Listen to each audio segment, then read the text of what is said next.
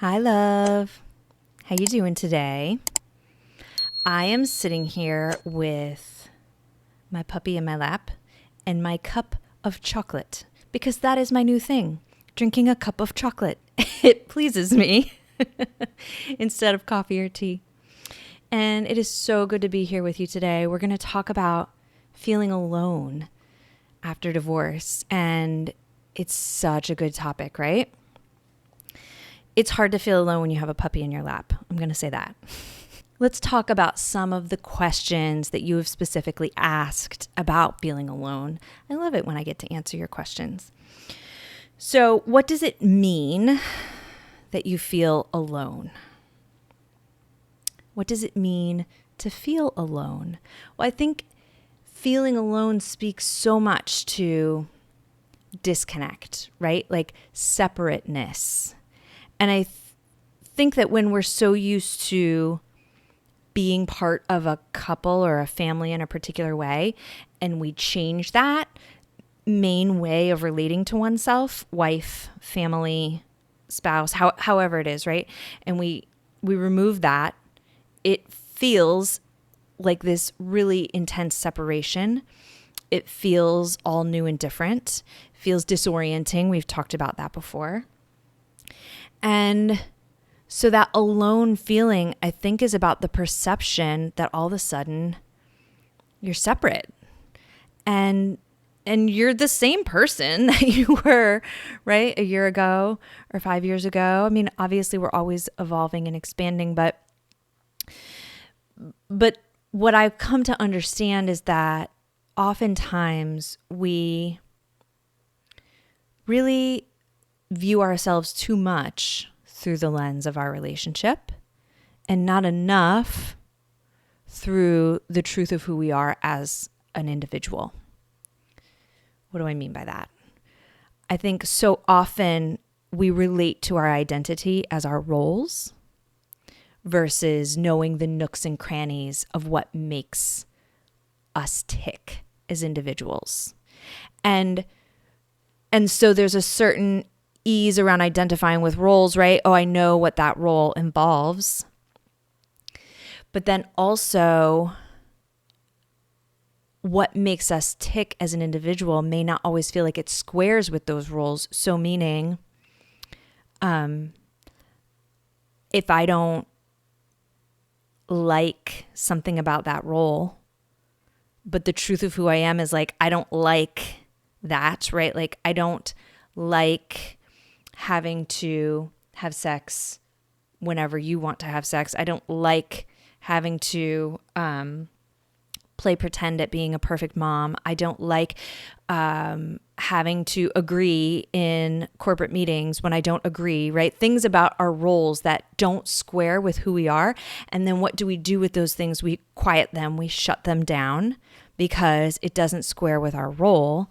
And we think, oh, I must need to preserve this role rather than go further down the beautiful, amazing rabbit hole of discovering where the truth of who I am can lead me. So when you're divorced and you're feeling alone and you think it's because you're suddenly alone when you weren't, it's actually because you've been not following the rabbit hole of the truth of who you are for so long that you're disconnected. You're alone from self, right? Like you have created a wall between the truth of who you are and who you've been acting as, if you will. And it's not just you, I did it too. And now there's not as many distractions, right? You have more time kind of on your own, and you have one of your roles just went away. So there's more space to feel the truth, which is you've been shoving a lot of stuff down for a long time. And that perception of separation, it's heavy, you know? And I think it's interesting. There's so much shame, and maybe you do or don't identify with that, but there's so much shame in this divorce phase. What are people going to think? What are people going to think about every little thing, right? every little aspect of this.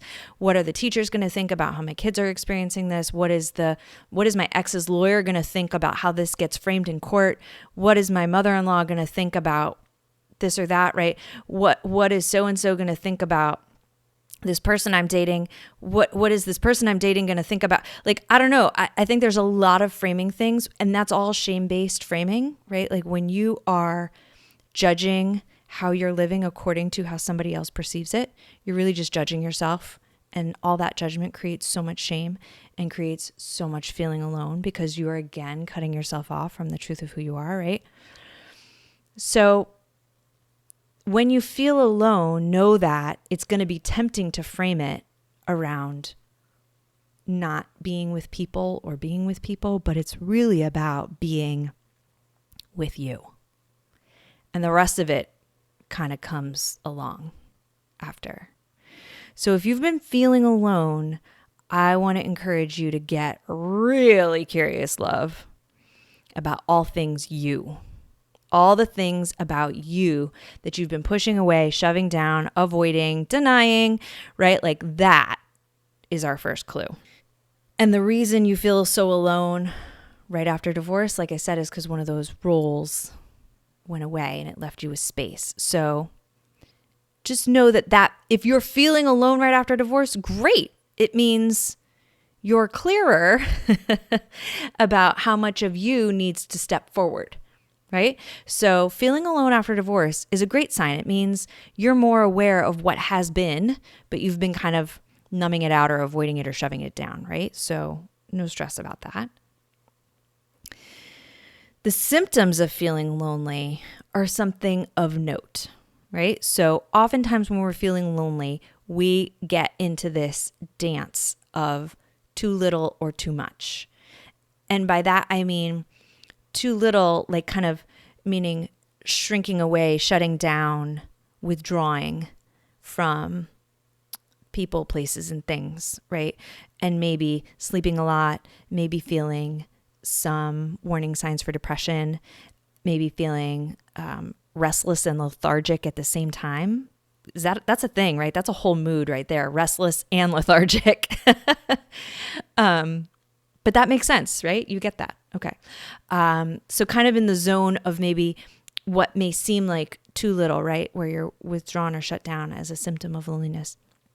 Or maybe swinging in the opposite direction where there's too much, too much of things like maybe too much swiping in the dating apps or too much drinking or too much like partying specifically, right? Like maybe going out or overcommitting, like keeping yourself super busy to avoid feeling the loneliness. And I think that's a really common symptom also of feeling lonely. It's just staying so busy and then crashing, and you're not really feeling a lot when you're too busy or when you're crashed out, right? So it kind of feels like a nice way to keep all those feelings at bay. So just notice if you're in that kind of dance between too much and too little. The physical, you ask sometimes, what are the physical effects of loneliness? And the physical effects of loneliness, I'm going to point more to the mental effects of loneliness and then what comes with that. But when we're lonely, when we're isolated, let me use this language, when we're isolated for even brief periods of time, like true isolation, like there are TV shows built on this, right? Like Alone and Naked and Afraid. I don't know, like there's a whole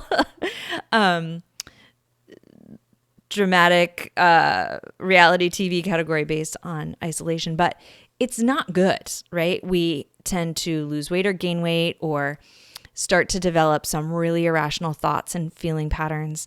There's been a lot of research both in the animal world and the human world when there's prolonged isolation that psychotic thoughts and feelings creep in, right? Like really unstable ways of relating to your environment. So too much isolation, which isolation goes beyond feeling lonely. So let me just put that out there. But the physical effects of loneliness are definitely going to be there in your mind and your body because that level of aloneness is going to create pain in your mind and in your body. Right? sustained loneliness, it's pain. And when we feel pain in the mind, that translates into the body. It creates those stress hormones. And stress hormones create this pain cycle in the brain. So, and we experience mental and physical pain in the same place in the brain. So just know that the physical effects of loneliness are real, and the pain that you feel is legit. And it's really valuable to get to work on that, because the only thing that's going to come from this is more suffering, right? And oh my word, love, you don't want that and I don't want that. We're super clear about that. So one of the key questions that you ask, that is my favorite question to answer and also feels challenging to answer, is what is the main cause of loneliness? And, you know, I've been a student of loneliness and its solutions for a long while. I actually put out this whole cool PDF on my therapy website about, hacking loneliness. But I think even my understanding of it and my understanding of the solution around it has evolved over the last number of years. And my belief is that the main cause of loneliness is separation from your true self and separation from your spiritual guidance, whatever that is for you, love. So let's call it separation from your true self and your soul and your soul's guidance, right? So when we are not listening to the truth of who we are, what we need, what lights us up, what creates joy, what inspires us, and we're not living that life, and we slowly kind of become shut off. And often in childhood, that's just kind of a common occurrence in childhood, because parents share their belief systems organically. Of course, right? We all as parents want to raise our children to have a belief system and a set of values. And as parents, we pride ourselves in having a certain set of values and beliefs. And so we share those with our children with the expectation often that they take them on, right? But when our children take on our belief systems without questioning them, is this a fit for me? And they just kind of blindly follow the belief systems. There's been a lot of studies that say that children most frequently take on the political belief system of their parents, the religious belief system of their parents, right? But often as kids don't know enough to think about, well, what else is out there, nor do we as parents often expose them to the full menu of what's out there, because let's be honest, we want them to believe what we want them to believe. But where that comes to you and me, love, is what I was taught to believe is not what I believe today. And man, has it been a rainbow journey. By rainbow, I was picturing a rainbow as a bridge in my brain, right? To get from one side of that rainbow to the other side of the rainbow, from what I used to believe to what I believe today about who I am, how I show up in the world. And that journey of self-discovery is everything. And that's what we're talking about when we say, what's the main cause of loneliness and what's the solution? It's coming home, love, to yourself. And no, it is not going to happen overnight. And yes, it's going to be a process. And yes, it means grieving more losses, because you can't take it all with you into your new life. Have you ever seen that meme, right? Where it talks about the cost of your new life is going to be your old one. And you're already living out that out loud in so many ways. You already know very much what I'm talking of. But I really want to inspire you that this is not just lip service. This is not just like an idea you see in a meme that you are headed for something magical. You are headed for something magical.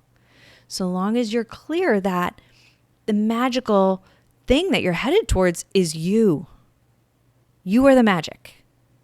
And staying on that path is how you experience the magic. And when you get off that path, you lose the magic. So the next question you ask sometimes is, what happens if you're lonely after divorce for too long? And I'm not too concerned about that question, except the answer is when you do anything for longer, something that's suffering, you do it for longer, right? You're going to suffer longer. And I'm not going to be too dramatic about what comes after that, because I believe the path to the magical self doesn't have to be as long as you think it is. Is it always happening in layers and stages? Sure. Am I still on the magical path to self? Absolutely. Right? Like, I am more myself today than I was 6 months ago or 2 years ago. It is an everyday journey that I'm on, and I love it.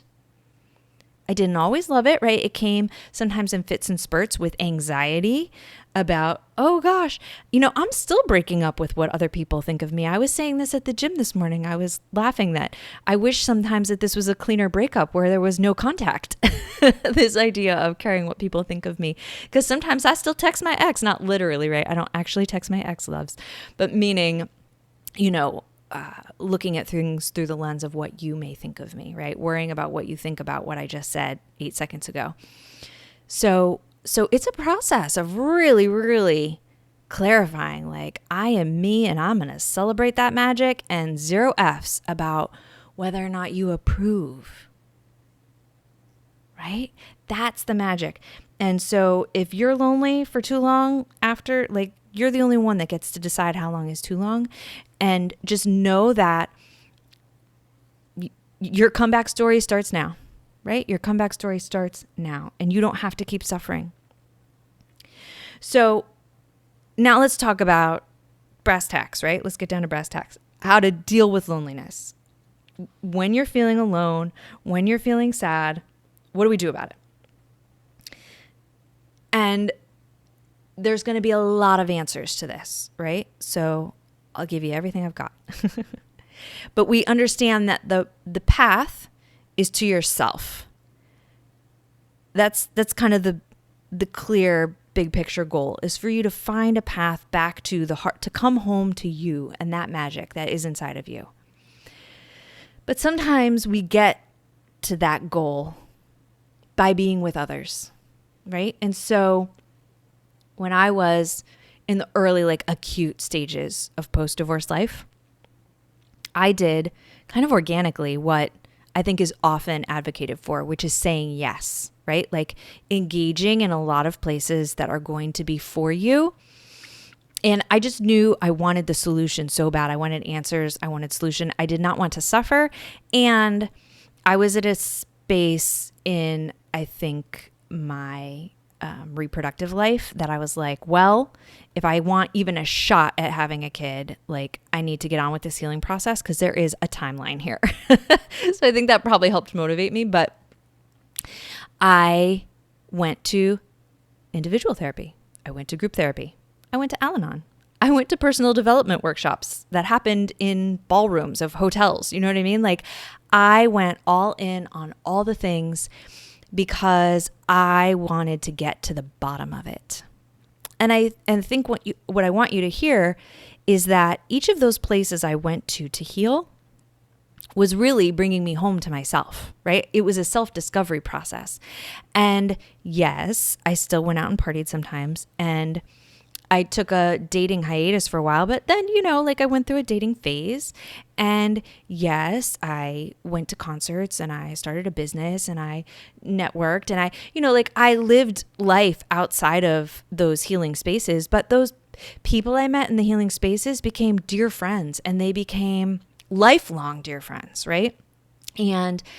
And that whole process just got kind of woven into my life. And those are the people I had fun with. And those are the people I spent my Sunday afternoons with, or Saturday morning brunches or whatever, right? Because then healing wasn't just something that I did to deal with pain, but it was with people who inspired me, who nourished me, who nurtured me, who felt good, So I really think that there are a few things I said here. Say yes, get involved, go do things. And maybe for you, that's not 82 types of therapy, because that's me. I'm 82 types of therapy gal. But maybe for you, it means, playing softball or taking that Zumba class or, joining CrossFit or playing the clarinet. I don't know, right? But like all of those things that are self-exploration, maybe it means getting involved in the PTA at your kid's school or I don't know. The key is if your intention is to get unlonely, right? And you've heard me say today that getting unlonely means getting in touch with the magic inside of you, then you're gonna get urges. So hear this, right? You're gonna get urges, ideas, inspired ideas to do things, to try things, to explore things. All of a sudden something will show up in your newsfeed, or you'll see a bulletin board, or you'll see a billboard, or you'll, whatever. Things are going to cross your path and it's going to spark something inside of you. And your job is to say yes to the spark. Because sometimes the thing sparks and they're like, I can't afford it. I don't have time. Your job is to ignore all of the resistance, or to like breathe it away, right? Sage it away, sing it away. I don't care. And to lean into the spark, because the spark is exactly the magic that I said is in you, right? It's an impulse of magic showing up to help you across that rainbow. So I want you to say yes to the things that you get inspired to do.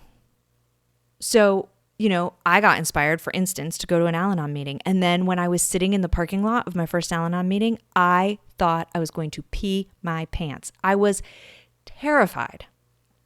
But participating in Al-Anon was a game changer for me in a lot of ways in my life. Like long term, I still use it today, day in and day out, gotta tell you. And so you're gonna get a spark, and then you're gonna feel like, nope, can't do it, right? And it's going to be for whatever reason. So I want you to push through that moment though, because the spark is the thing to follow. The fear is not the thing to follow. And if you do this enough times, love, oh man, you're going to find yourself home, and you're not going to be alone.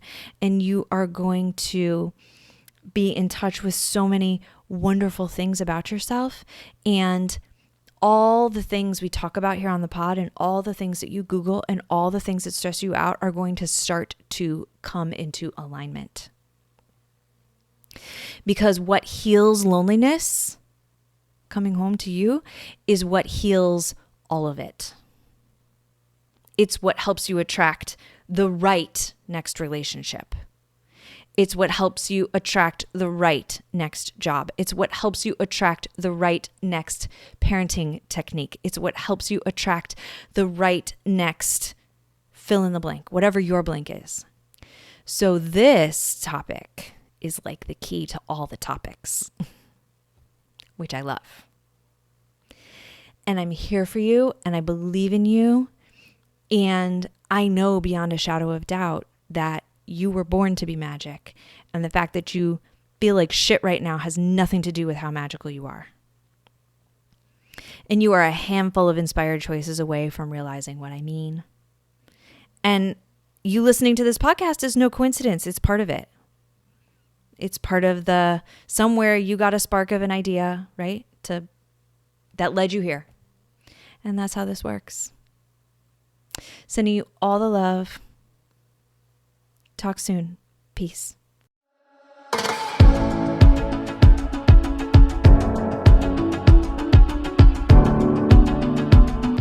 Dear Divorce Diary is a podcast by My Coach Dawn. You can find more at mycoachdawn.com.